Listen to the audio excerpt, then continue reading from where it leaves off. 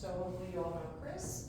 He did a lot of the very hard work and doesn't get very much credit behind the scenes, so I want to make sure that he came tonight. And I like this definition from Investopedia because it says the budget is an estimation of revenue and expenses over a specified future period of time that is reevaluated on a periodic basis. And that is basically what we do every month when we do the budget status. It's a bit of a budget reevaluation each month. The state's definition is that in addition to the definition that is required by these RCWs, that it's required to be filed with OSPI in its prescribed format called the F-195. That includes estimated revenues, expenditures, and fund balances for each of our 5 funds, and that the 4-year budget is also required for those 5 funds as well.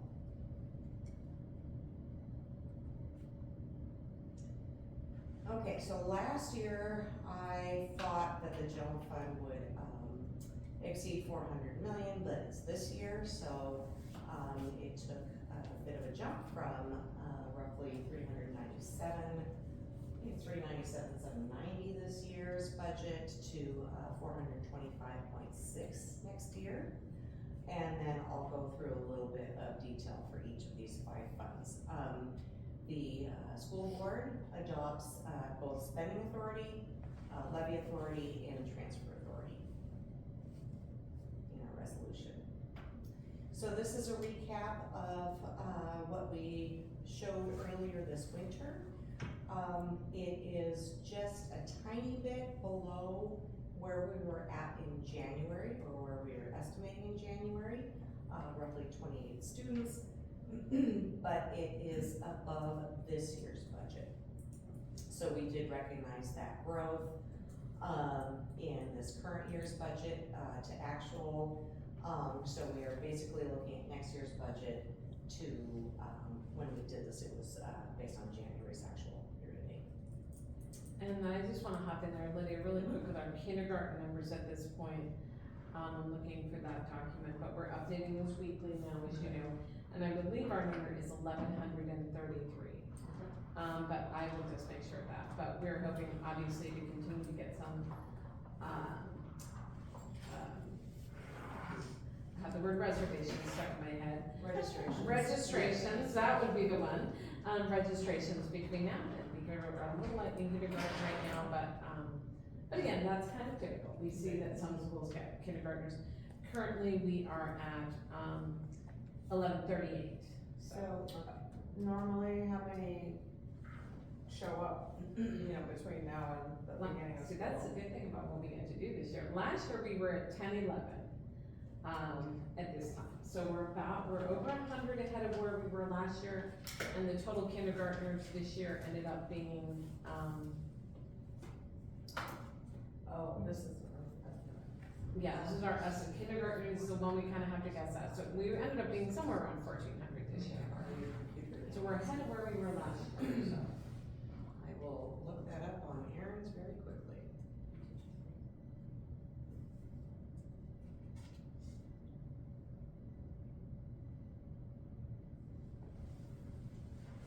Sorry, Lydia, I didn't mean to do a No, balance. that's I thought it was a okay. good time to insert that, It's a great question. little piece. It's also good news, so. It's not, it's at least neutral, it's not bad. Yes. Well, considering we were a little nervous. Yes, I think exactly, it's- yep, I'll take it as good for sure. Yeah. 1437, so, It's what we are currently at. That's our June Excellent. so, we're 100 closer to where we landed this year than we were at this time last year, so that's good. That's good. And this year landed, it sounds like, right about on budget.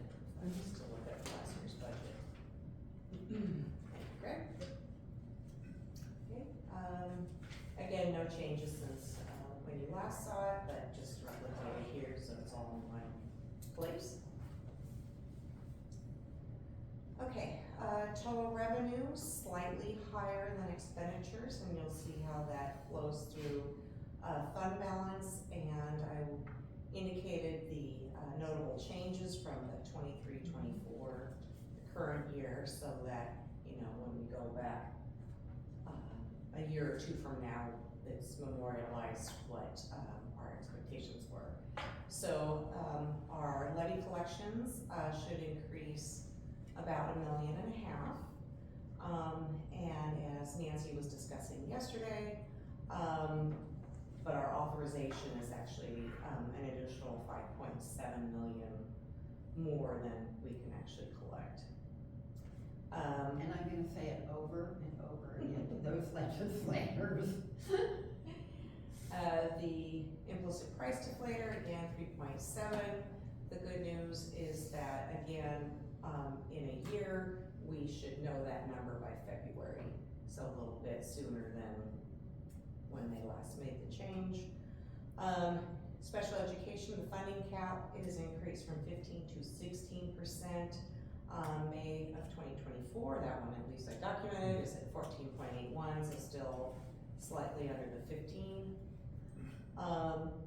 We are budgeting an increase in safety net funding, which we will believe we will receive.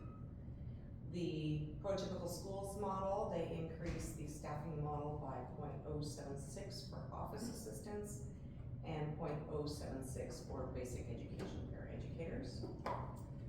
So I'm curious, yesterday when we were on the Zoom meeting, I estimated that the change in their para ratios made it from like 1 para per elementary to 1.5. Is that close to the truth? That sounds a little high, actually. Oh. So it's, Oh, wow. How scary is that? I'm impressed. That it's, you're, it was Yeah. sort of, it's okay.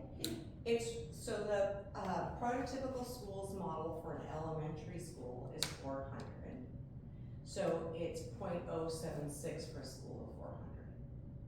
If it's 500 students, it'd be, you know, a little bit more.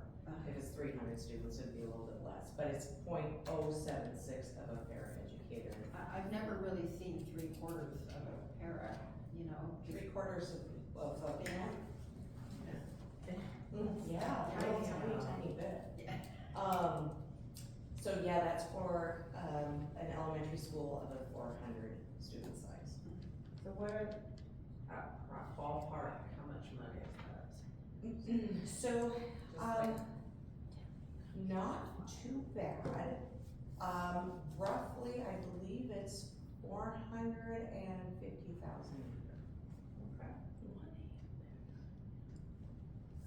Of course, that's down from 2.5 million from their original, originally, created, bill. I'm just, 0.076 is like nothing, that's, Yeah. what, 20 minutes or something, I don't know. So, I'm just pleased that it adds up.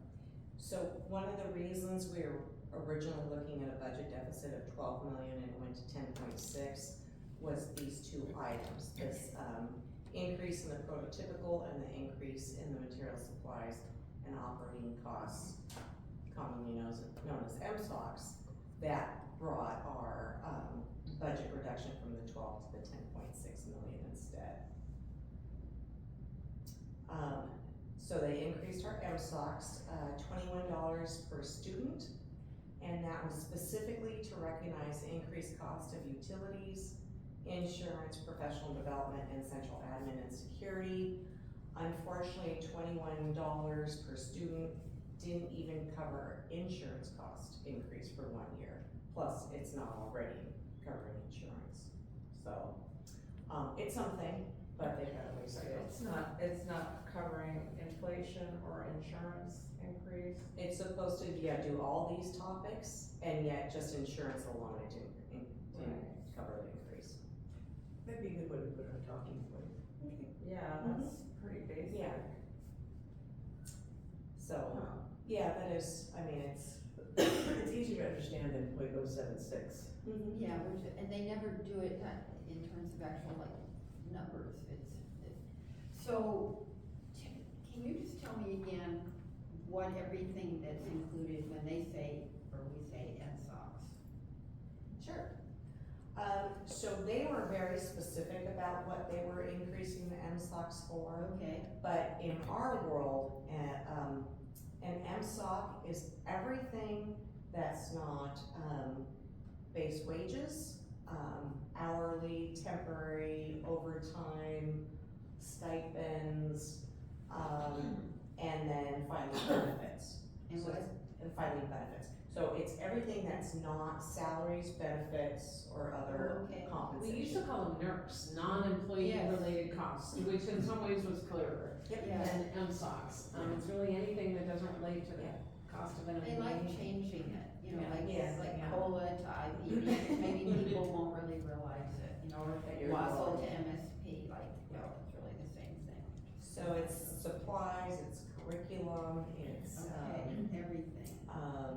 Utilities, insurance. utilities, insurance, this cable for the laptop, a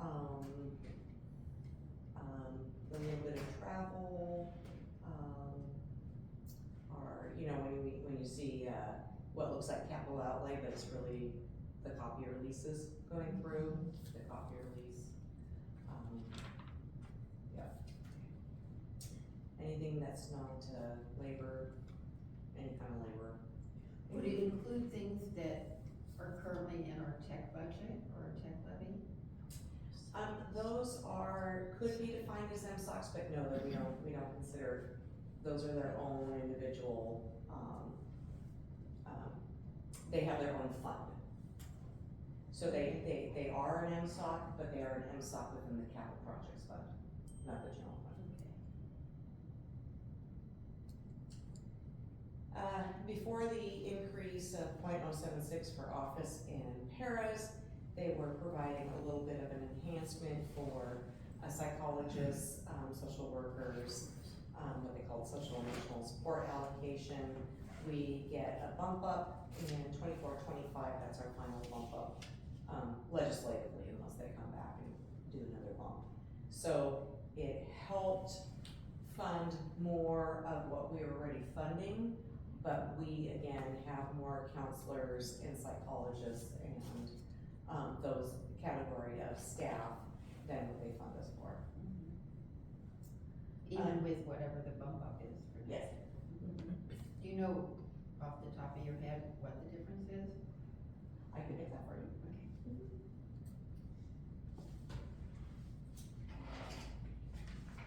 I have a hard time. Because, you know, supposedly the legislators care about, you know, the well-being and social services and mental health needs of our community. Well, it should start in schools with kids, shouldn't it?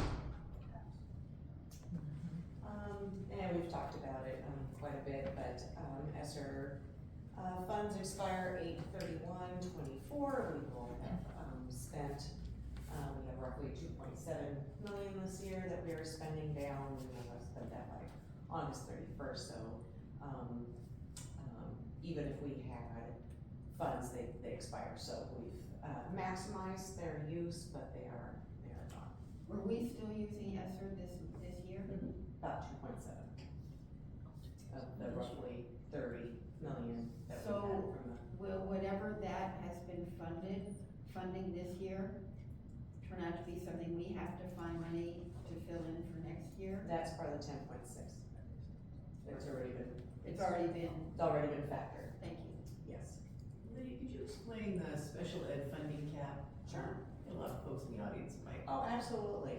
So they have a, what I would call an arbitrary cap. Some people would argue, that there's some science behind it, but, when the number of students on IEPs, individualized education plans, is, more than 15% of your total population of students, they stop funding.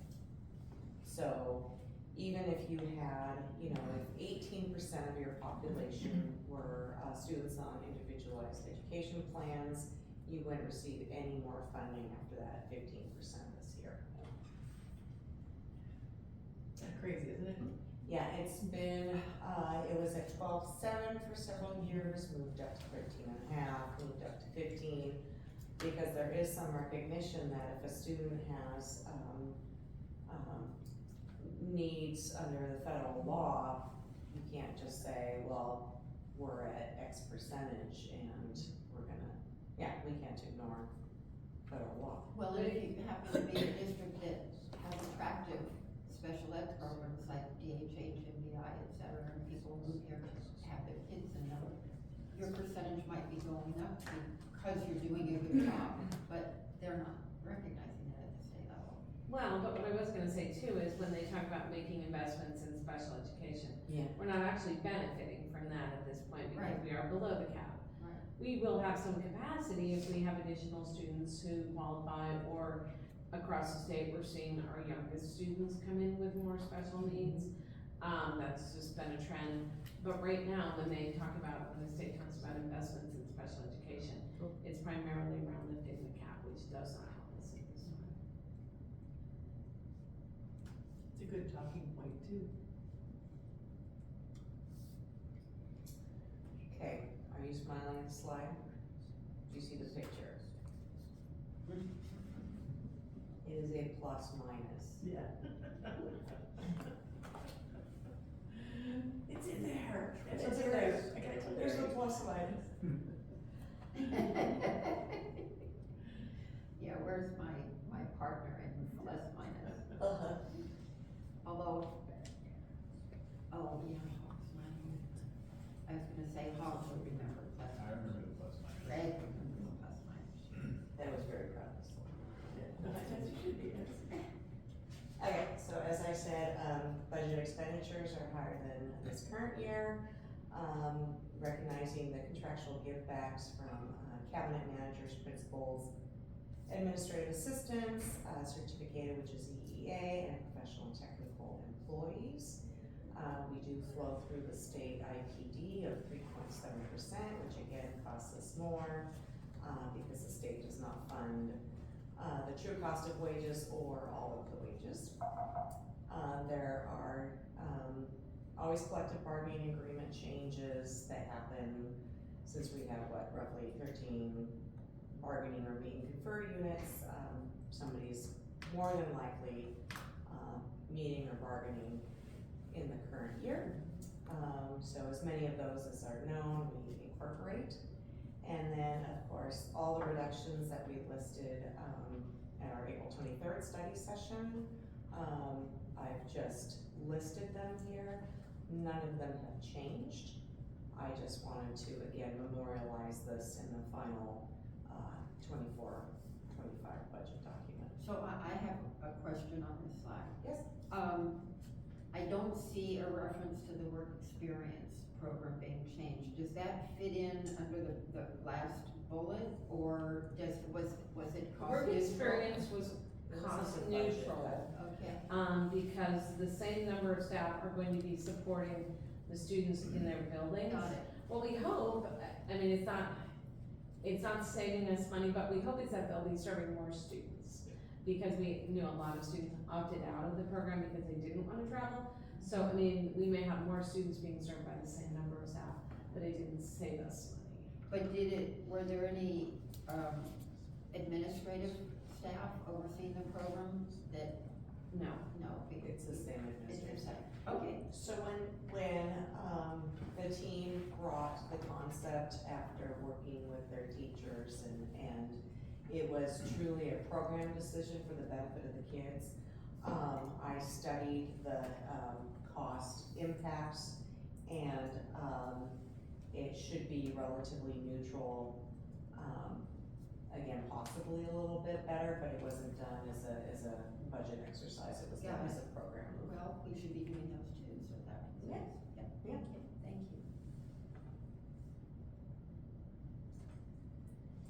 Okay, as part of the budget development, we need to document how much we believe the state will be providing for MSOCs and what we believe we are spending. And if we are not spending what we believe that they are providing, then we document what we're spending for instead. Currently at this time, we, are showing that we're spending more in MSOCs than we are receiving from the state. Part of that is, some of the contingency for things like grants and things that we have built in. But, we expect to, expend the allocation that we get from, OSPI so that no further reporting is needed. And that is just a compliance item. But what's interesting there is to see that it's $7 million more that we put out than they cover, right? And that, am I Yes. reading that correctly? And again, some of it is placed in contingency, so it may or may not be spent depending on if we get more enrollment or more grants, but, yes, we fully estimate spending the full allocation. Okay, this time I put, 4 columns on one slide, hopefully that may or may not make it simpler, a bit simpler. So, the first column on the left is how we did at the end of, 22-23. Again, our unassigned fund balance came in at 2.54, our total fund balance at 5.47. As an aside, Moody's is looking for that bottom number to, not fall below 5 is, one of their goals for us to maintain Oh, our, okay, that's helpful. to maintain our current rating. Okay, so they take into account the stuff that's assigned. Which does help. Did we had a drop? And We had a drop, this fall based on this last year. But that's the first time I've seen a drop since I've been here. So the good news is we had, a interim rating in about October. Okay. It felt like forever ago I had it back up, it was this year. We did, our rating was reduced from, AA1 to, AA2 to AA3. And then when we went to sell bonds, recently, they reviewed us again. And, we did maintain our AA3 with some caveats that they are looking at that 5% number and they're looking at some other things. They wanna see some stability, they wanna see a little bit of increase, after 24-25, they're expecting that. So, our total fund balance, originally we had thought, that we would start higher and come down about 4.4 million. We are starting lower, but we're not coming down to 4.4 million. So the 8/31/2024 budget, we estimated that we would end at 20.6. For the budget purposes, we're estimating 20.5, pretty much the same. So we were able to make up that 4.4 million decrease and make up some of that fund balance that, came in kind of low last year. Unassigned, as a percent of expenditures are just a bit higher, well within the budget, but a bit higher than we estimated. So unassigned is coming in at 2.47, total fund balance estimated at 5.2. Now, we won't know this figure until, late October. So again, it's still an estimate. One of the, difficulties is when we did the 23-24 budget, we estimated self-insurance required for L&I very low. And you can see that, at the end of 22-23, it came in at $2.3 million was the required reserve. We checked in with payroll, we checked in with our third-party administrator. Unfortunately, our self-insurance, requirement for labor and industries is still coming in quite high. So, total fund balance, well over 5%, but that L and I portion is, taking up some of what would have normally gone to unassigned. Can I clarify You bet. that our board policy on fund balance refers to the unassigned fund Yes. balance being at 4%? You're correct.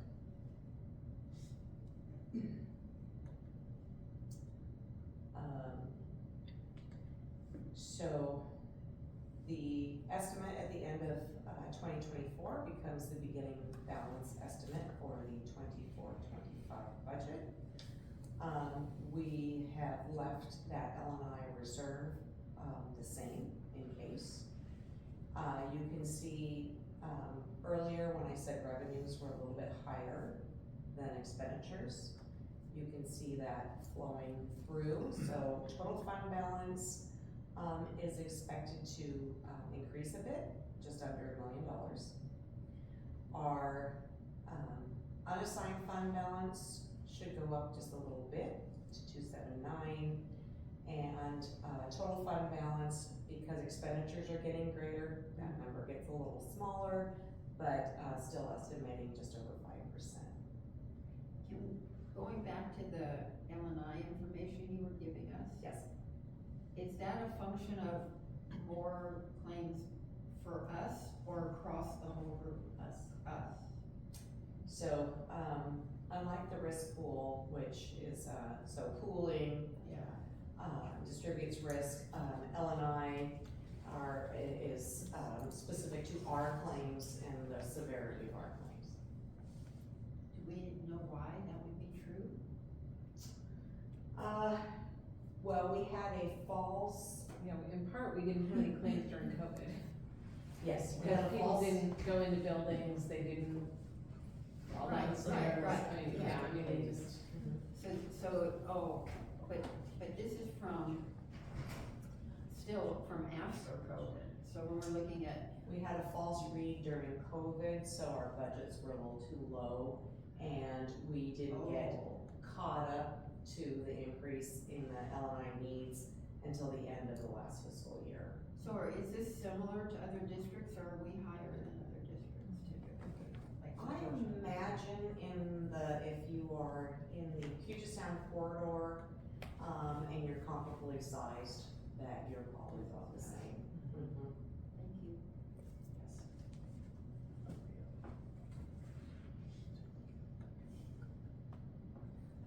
So that is general fund, and I will move to capital unless there's any remaining questions.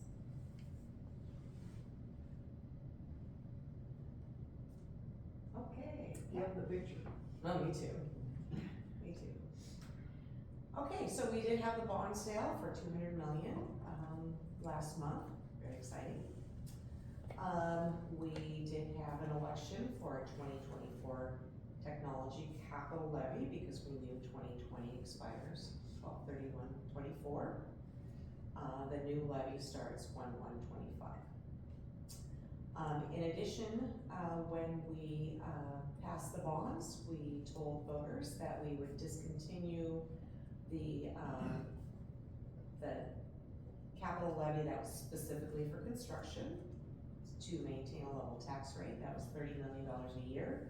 So, when we renew the cycles of calendar year, when it is time to renew with the county, we will renew that 2021 levy at 0. So they will not assess our voters, since we now have the bonds.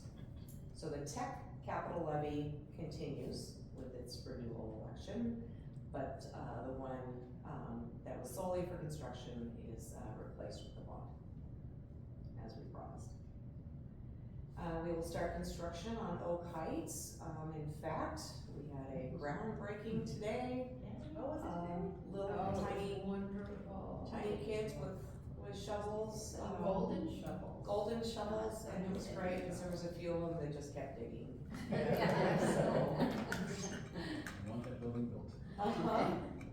So, yeah, they will be, working on, getting them moved to former Alderwood for 2 years, I believe. And And, it needs it, boy, walking around that old building, it's very exciting. yeah. We also have, design project underway for College Place campus, so you'll see some activity on that.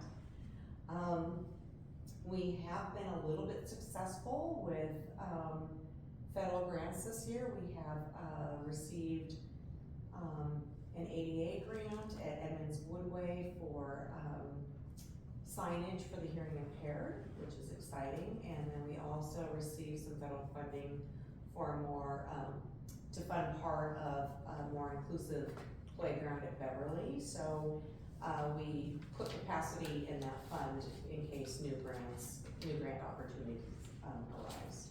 I'm glad we got something for Beverly. Me too. So budget expenditures, the difficulty with capital projects is they budget on a project basis, so they're gonna budget Okites, they're gonna budget College Place. Not likely to spend the whole $198 million in 1 year, but is trying to slice a project budget into a 1-year snapshot. Those transfers out are because, in the technology levy, you need to spend it out of the general fund first, and then get reimbursed by capital. You can't direct charge it to capital, so that's why those transfers out happen. So some things can be direct charge, for instance, your capital project staff are direct charge to, capital projects, but the accounting rules say everything that's related to the levy, charge general, reimburse general. Has it always been like that? For a very long time. Okay. Probably 20 years.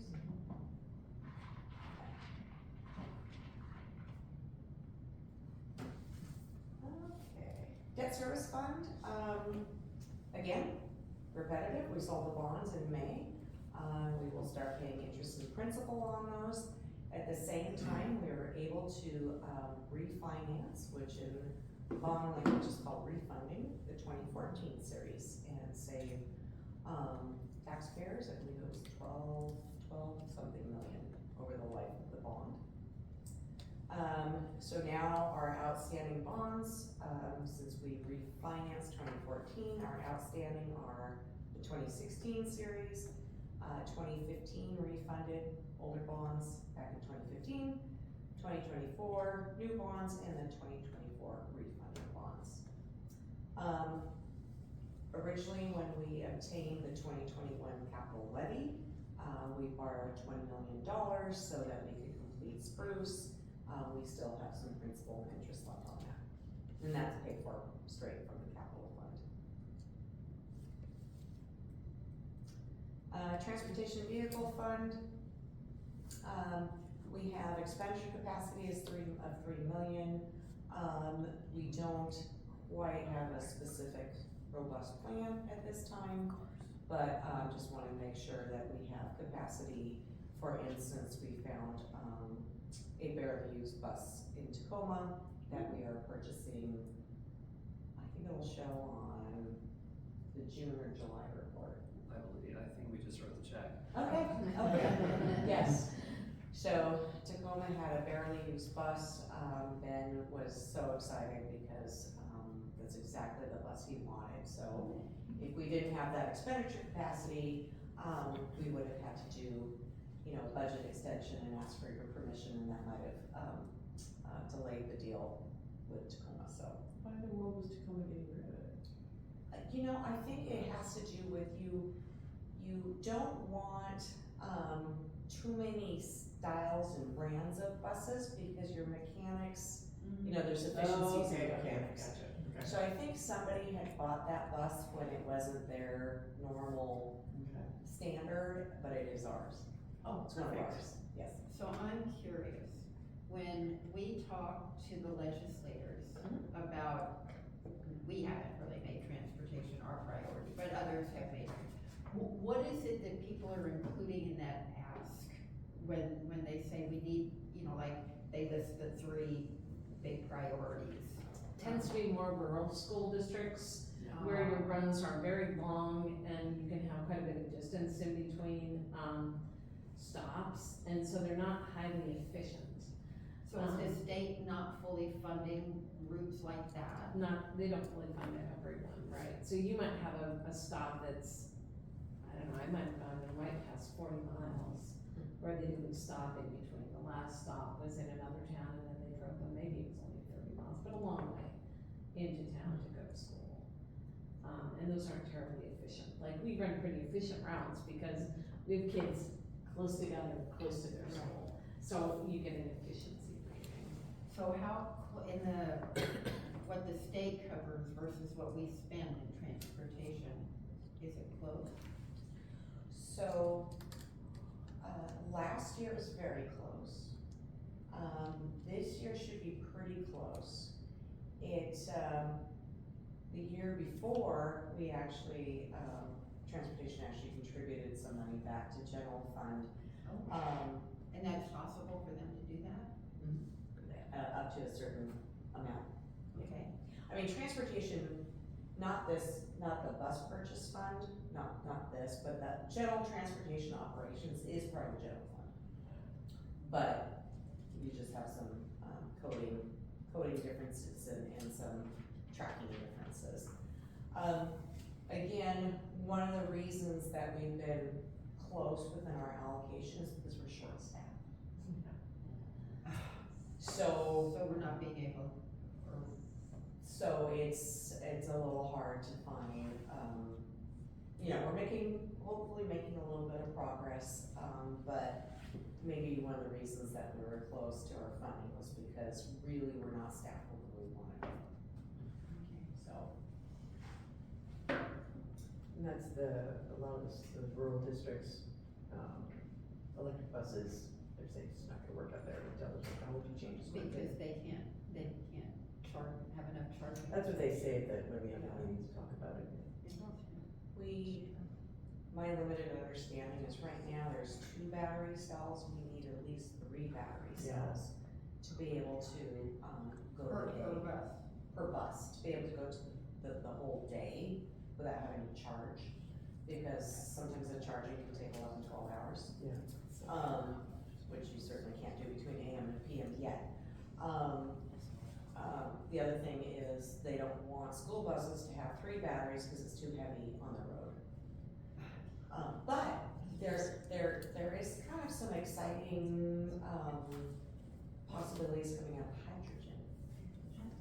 So, which we wouldn't need charging stations, right? It would be a different. So perhaps holding off investing in that whole infrastructure for electric buses might be the smarter thing to do, maybe. It would be, smart to continue doing some research. Yeah. Cause really until there's, so the bus can go about 100 miles. Until it can go a little bit further, we're not quite there yet. So maybe when they're getting there, maybe there'll be some progress on the different. Do we know how many miles we drive a day? I don't, but we do. I know, and Jerry, I always ask Jerry, and I forgot to write it down because he pops off he was popping up all the statistics and stuff. It's a lot. I'd say 10,000 miles or something. I'll find out.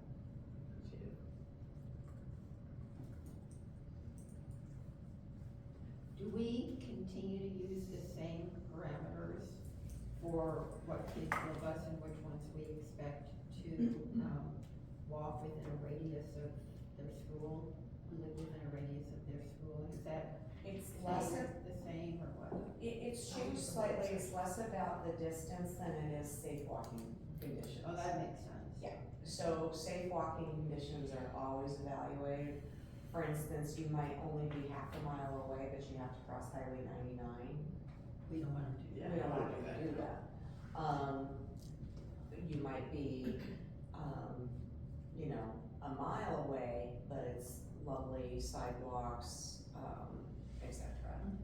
So part of it is age of the student, part of it is, there's a lot of formulas and, safe walking conditions are assessed, Thank you. as part of the requirement.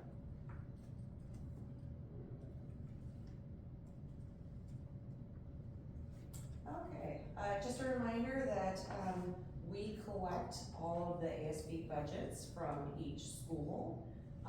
We compile them, we make sure that it's, approved by students, if they're, above sixth grade. But for the most part, we're the banker for the ASB, we make sure that they understand the rules. We want student involvement in how those funds are gonna be spent, along with their advisor. So we provide guidance. But if you look at the budget for next year, it's really pretty consistent with previous years. I remember when I was first on the board and we looked at the ASB budgets and we were blown away with how much money the kids had, but when it was across, split up then by schools and by clubs and by all of that, it seemed reasonable. But the overall seemed a little, it's like, these kids are richer than, the rest of the district. Yeah.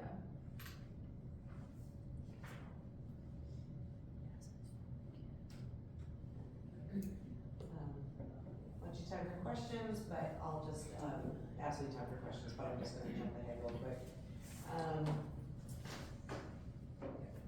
Again, it's the long legislative session, they could extend it. Right now, the implicit price deflator is projected Can at. I right Absolutely. there sort of interject a thought?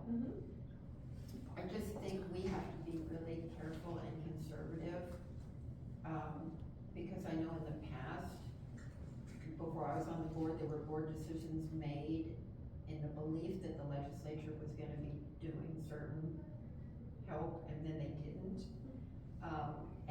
But the problem is, when it goes through June, but we have to do decisions about sort of staff by May 15th, it's just really awkward and difficult and challenging.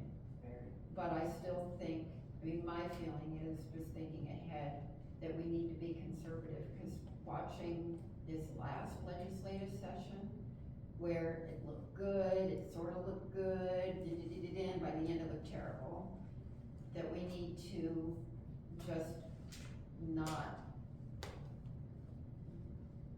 make assumptions. Not counter chickens before they're hatched. Thank you, Rebecca. Well said, better than me having been lying about being conservative. Yeah, let's not count our chickens before they're hatched. Or if need be, make contractual agreements that are conditional, if that's possible, conditional on legislative decisions or something like that. But I know it's to our advantage when they have a long session, because they might get more accomplished, but it also, their timeline is really not in sync with our timeline. Well, I would just add, and fortunately it's not my problem anymore, but. No, but it has been, so we like your wisdom. I would add that I would not even do conditional, because we have to catch back up. Our fund balance isn't safe, in my opinion. Yeah. And so I wouldn't be promising or even halfway promising anything before we get Before we're able to catch up. and get back to funding things that we really didn't wanna give up, that we had to give up. If we think that Jumpstart is valuable and we gave it up, we'd like to get it back, things like that. That's what I would. Thank you.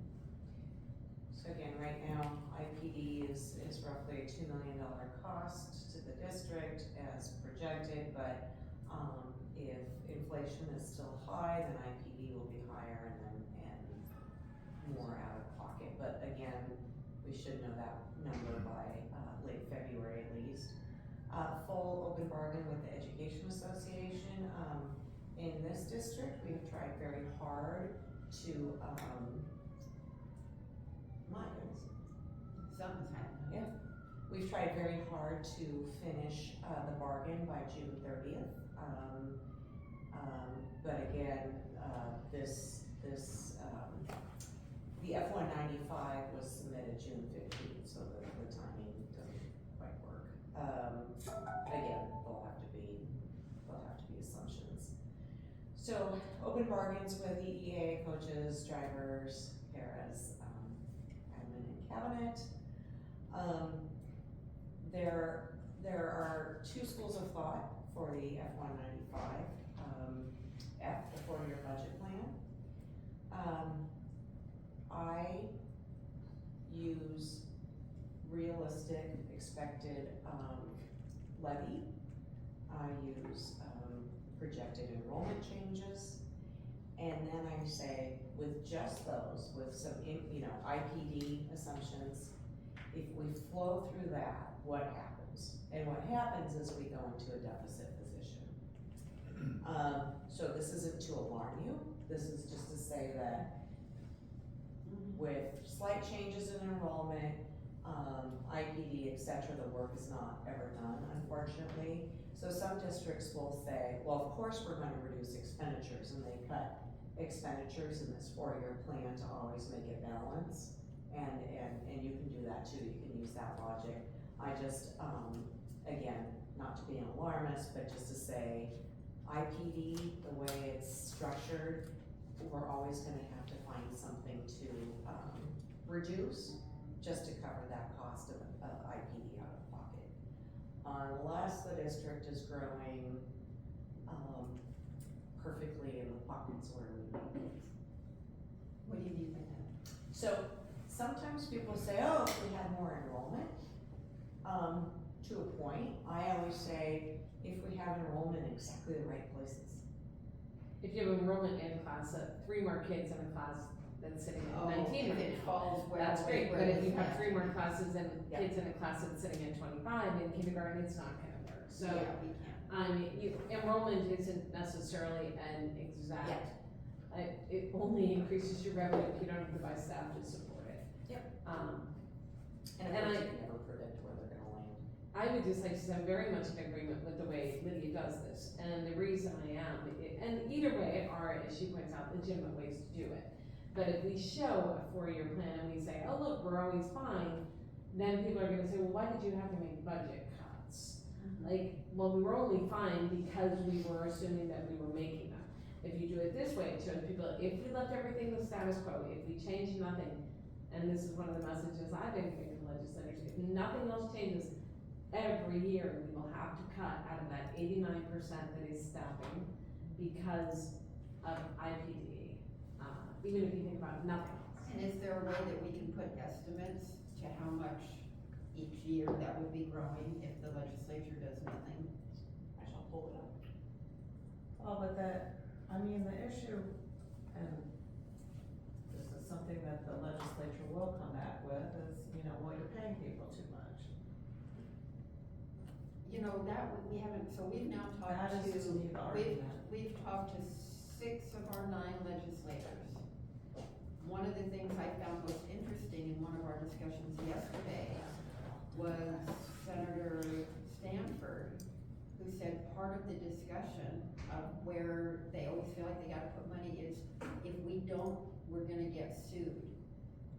Well, there's no reason why there can't be a McCleary 2.0, if that's what scares them, to pay attention to us. Just saying, that was to me, a very interesting point that he made, that, those, not the squeakiest wheels, but the ones who were squeaking legal were the ones who were getting the money. And yet they have a constitutional requirement to fund us fully, and they're not. Just saying. Well, I still wonder what the discussion is going to be when IPD costs us, what, $1 million per percent? Ish, yeah. So the state says, well, we're giving them a 4% raise, and we say that costs us X more extra dollars. When does that's what puts us in the hole in the out years. When does that get fixed? How does that get fixed? Well, that's one of the many things on the list. That's the thing that it seems has been a sticking point with legislature. So I don't know. I didn't hear that a lot this past week. Did you, Karen? No, it really depends on which legislator you're talking to. They've got, and taking a look at where the bills are getting held up or killed too, right? And then you kind of can tell which legislators actually think that, if they're willing to kill a bill for it. I heard That was that the from a Senate few of the people who made, comments in the hearings. People from, maybe the less progressive groups, who said things like, well, you have to make sure if you give them money, that it's not going to the teachers. But that wasn't, I didn't hear that from legislators. That we, like, our educators and our staff to have adequate wages, working family wages, so they can actually try to live here. Well, That's like- that's where I think the argument is, it's not so much like, I don't know, that's what I think, is Mhm. that has to be beefed up and reiterated. So here's the. So, predicted a really stable enrollment. In fact, I think I have, the last 25 years of enrollment, and of course, I haven't evaluated all 294 other districts, but we have very, very stable over time. It's quite fascinating.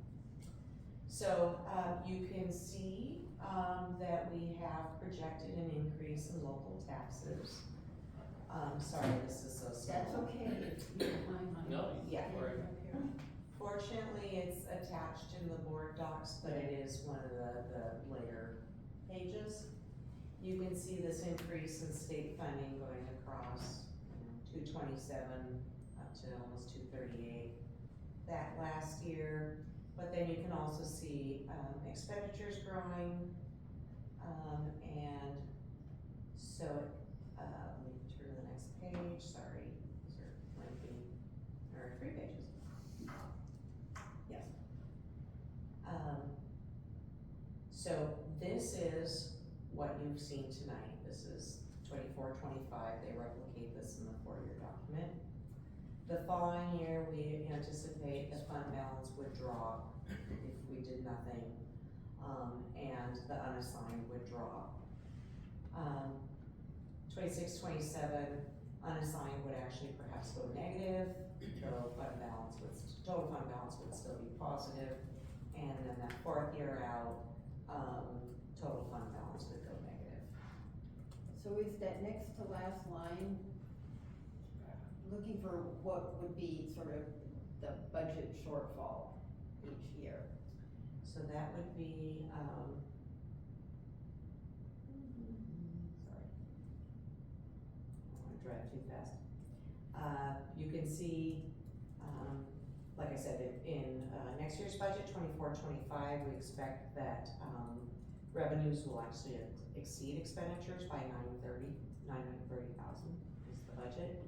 And then you can see the deficit. So -4, -7, -13. So minus 13 million, what's that last column? 13,969. No, the heading, Oh, sorry. That's That's good. 27, 27, okay, that's right, okay. So this is each of the ensuing 3 years if nothing changes. And again, that's a high level, what will taxes do, what do we think IPD will do? There's a lot of assumptions that we. No, I understand, But but it begins to give us a ballpark. It's It's so progress. scary. It's so scary. Yeah.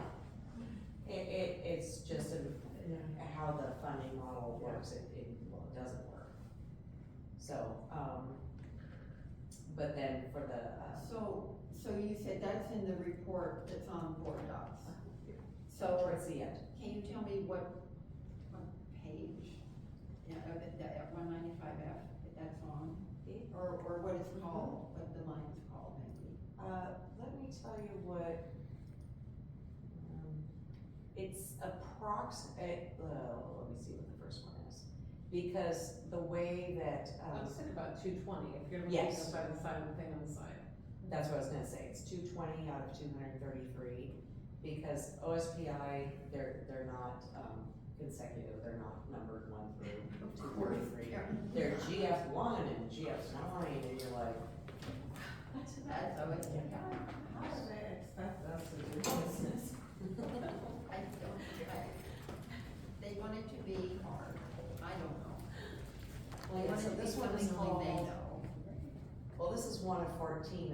F195F. Say that again, it's, This is page 1 of 14 of the F195F, but again, page 220 of the PDF is going to help you. The actual F195 is so cumbersome. You see, you've got page 27 of 175, but we know there's 3 different documents combined, and it's actually GF 903, 3 of 50, but yeah, so we'll use the PDF. if I can't find it when I go looking for it, I know how to find you. You bet you do. What was that page? 220. 220. And also included in, this is called the F203, it's in the middle, and that is how OSPI calculates the state revenues. Not all revenues, but the main apportionment and lab and things like that. Thank you so much. Any other questions before we? I think we've really been, not shy about asking you questions. I appreciate giving us all ahead and repeatedly going over it to make sure we're really clear, so.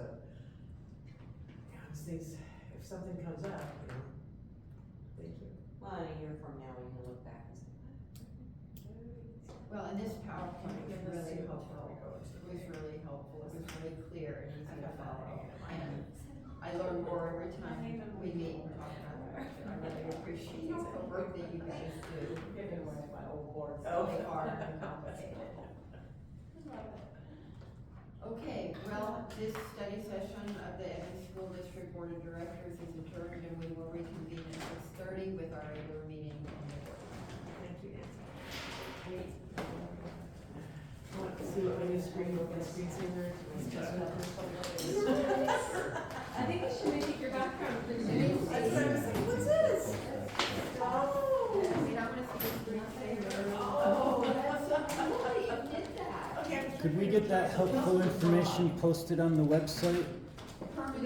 Isn't the F195 on the website now? it's actually not due till July 10th, so, The PowerPoint, I mean. Could you post the PDF for us? I just wanna make Nice sure, to see you. we're losing our communications person, so I'll find. I mean, just put it on the board docs in the, I'll find a way to put it on the, Verschoor. I can't tell you those, because they post them in the main business meetings, but they don't post anything in the study sessions. Deborah's Thank you. Yep, I'll